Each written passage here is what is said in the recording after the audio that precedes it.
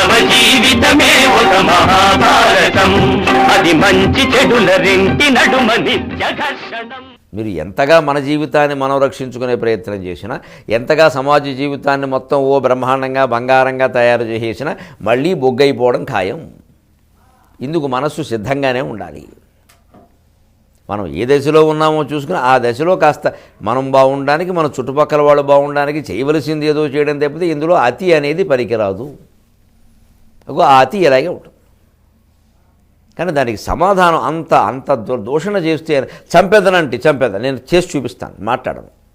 విషాంపతులందరూ చూచుచుండగా, భూమిపతులందరూ రాజులందరూ చూస్తూ ఉండగా చేస్తాను. మమ్మల్ని పంపించండి. ఎందుకంటే అర్జునుడికి తెలుసు, ఈ సాత్వికం గుణం ఎక్కువగా ఉన్న ధర్మరాజు, ఒక తపస్సంపన్నుడైన ధర్మరాజు, ఈయన ఈవేళ తిట్టినంత మాత్రాన అర్జునుడు ఈయన పూర్వ జీవితంలో ఉండేటువంటి గొప్ప విషయాలు ఏవీ మర్చిపోలేదు. యక్ష ప్రశ్నల్లో మేమందరము అహంకారానికి లోనే చనిపోతే 123 ప్రశ్నలకు ఏకధాటిగా జవాబులిచ్చి మానవీయమైన కోణంలో మాట్లాడి అపూర్వమైన పరీక్షకు నిలబడి మమ్మల్ని అందరినీ ప్రాణాలు దక్కించినటువంటి ధర్మరాజు మాకందరికీ. ఘోషయాత్రలో మా ప్రబల శత్రువైన దుర్యోధనుని చిత్రసేనుడు పట్టుకెళ్ళిపోతుంటే మేము అయిందిగా కాగల కార్యం గంధర్వులు తీర్చారో నేను మా అన్నగారు ఆనందిస్తుంటే తప్పయ్యా, అన్నదమ్ములము మనము 105 అని చెప్పి మమ్మల్ని పంపించి ఆ దుర్యోధనుని విడిపించిన విశాల భావ చక్రవర్తి ధర్మరాజు. ఇవన్నీ గుర్తొస్తున్నాయి అర్జునుడికి ఆశ్చర్యకరంగా. ఇది మరీ విచిత్రం అండి ఇది. అందుకని అయిపోయింది వదిలే, ఇంక నేను మాట్లాడను. ఇక మాట్లాడితే నిప్పులు కురుస్తాయి. అంచేత పంపుడు ఎందుకంటే మమ్మల్ని ఆశీర్వదించుకునే ఇప్పుడు 7 సార్లే మీరు కరుణ చేతిలో ఓడిపోవడం ఖాయం, పోండి అంటే ఓడిపోతారు. వచ్చిన ఇబ్బంది ఇది. సాత్విక ప్రవృత్తి కలిగిన మనుషులతో మనం జాగ్రత్తగా ఉండకపోతే వచ్చిన ఇబ్బంది. సాత్వికాహంకారం దుర్జనాహంకారం కంటే చెడ్డదని చెప్పాను, అందులో అనుమానమేలా. చెడ్డవాడ అహంకారం కంటే మంచివాడ అహంకారం మరీ ప్రమాదకరం. ఎందుకు ప్రమాదకరము అంటే వాడు దుష్టుడవడం కాదు, వాడి నోట ఏదన్నా వస్తే మనకు జరిగిపోతుంది. ఎందుకంటే వాడు అంతవరకు చాలా శాంతంగా తపస్సుతో ఉన్నాడు. ఆ శాంతమే ఒక తపస్సు. అసలు స్వధర్మ నిర్వహణ మరింత గొప్ప తపస్సు. సహనం ఇక తిరుగులేదు దానికి. సీత, సావిత్రి, సుమతి మొదలైన వాళ్ళంతా దానితోనే అద్భుతాలు సాధించారు. మనం ఏవో బలహీనతల కింద జమ కడతాం కానీ మనకు చేతకాక. అందుకని ఆయన నోట మీరు ఎలాగో గెలవరు ఖాయం, పోండి అంటే పోతారు. అందుకే ఇప్పటికీ అర్జునుడు ఏమన్నాడు అంటే, మహానుభావ అసలు కర్ణుడు ఓడిపోవాలి నేను గెలవాలి అని మీ మనస్సులో సంకల్పించండి చాలు అన్నాడు ఆయన. ఇంకేమొద్దు అంటే అంత నమ్మకం ఉంది ఆయన సత్వగుణం మీద, ఆయన తపస్సు మీద. పైగా నేను సంధి కుదుర్చుకుంటానంటే వద్దన్నది ఈ పెద్ద మనుషులే కదా, గాంధీవాళ్ళు పట్టుకుని బ్యాండ్ మేళాలు పట్టుకునేను అంటే కొంచెం అది గుచ్చుకుంది అర్జునుడు. నిజమే కదా మరి.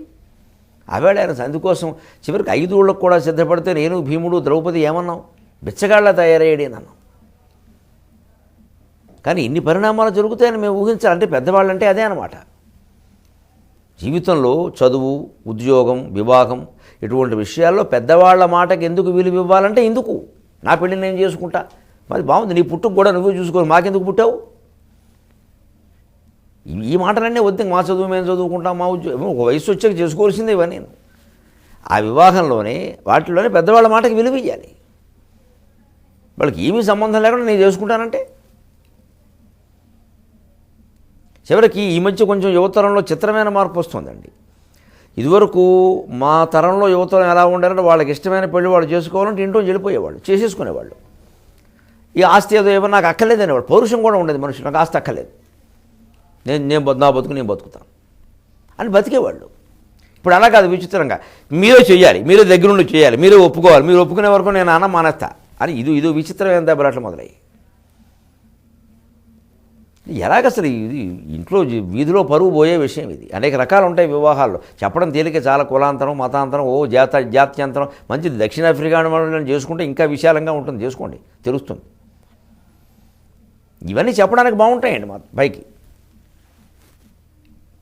ఆచరణలోకి వచ్చేసరికి సామాజికమైన భావాలు, కుటుంబపరమైన విషయాలు, ఈ తల్లిదండ్రుల ఉద్యోగ బాధ్యతలు, వాళ్ళ ప్రతిష్టలు, అసలు వాళ్ళ జీవితాలు, దాంతో ముడిపడిన అనేక సమస్యలు, బంధువులు ఎన్నున్నాయి ఇందులో. ఇది చాలా తేలికది. అందుకని ఏదైనా పరిణామం జరిగిపోవడం వెళ్ళిపోవడం తర్వాత ఎవరు ఎదుర్కోవాలి. అందుకే జీవితానుభవం బాగా ఉన్నవాళ్ళు పెద్దవాళ్ళు చదువు విషయంలో, ఉద్యోగం విషయంలో, వివాహం విషయంలో వాళ్ళ అభిప్రాయాలు చెబుతున్నప్పుడు వ్యాపారం కొత్తగా పెడదాం అంటుంటే, లేదురా అబ్బాయి మనం చేసింది ఇది, మన వాళ్ళలో కొంతమంది దెబ్బతున్నారు, మనకి ఈ వ్యాపారం సరయ్యేది కాదమ్మా, మనకి నచ్చదు, నువ్వు అనవసరంగా దెబ్బతింటావంటే మీకేం తెలియదు అని మాట్లాడకూడదు, వినాలి ఖచ్చితంగా. లేదు అంత పౌరుషం ఉంటే వెళ్ళిపోవడం, ఇక తల్లిదండ్రులతో సంబంధం ఏమి ఉండదు, మళ్ళీ ఏం ఆశించద్దు ఇక్కడ, మళ్ళీ ఉన్నది పోగొట్టుకోవడం, మళ్ళీ అమ్మ అన్నం బేరమన్నం ఉండకూడదు. ఇంకా అంత పౌరుషం ఉంటే అలాగే చేయాలి. అలా కాకుండా ఎలా కాకుండా మా ఇష్టం వచ్చినట్టు మేము ప్రవర్తిస్తాం, మేము దెబ్బతింటే మాత్రం మీరే దిక్కు, ఒకవేళ మేము ఇష్టం లేని పెళ్ళిళ్ళు చేసుకున్నా సరే తర్వాత మా పిల్లలకి సర్వము కలగడానికి మీరే రావాలి, ఇదో పని ఇక్కడ.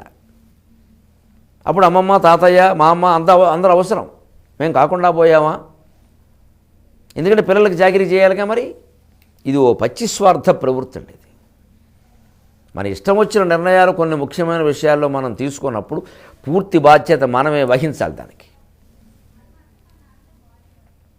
ఆ బాధ్యత లేకుండా ఈ పెద్దల పట్ల ఈ గౌరవము లేకుండా ఓ విచ్చలవిడితనం పెరిగితే అలాగా ఏదైనా మేం చేసింది రేట్ అని, అలాంటిది లేదు ఈ అర్జునుడు. అందుకే కొంచెం ఆలోచించాడు, నిజమే కదా, ఆయన సంధి చేస్తానంటే మేమేగా అడ్డం పడింది, మరి ఈవేళ యుద్ధం వచ్చినప్పుడు మరి ఇవన్నీ జరిగాయి, ఆయన బాధపడితే తప్పు. అందుకని కొంచెం ఆయన పరిణామాన్ని ఆయన తీసుకున్న విధానం వేరు.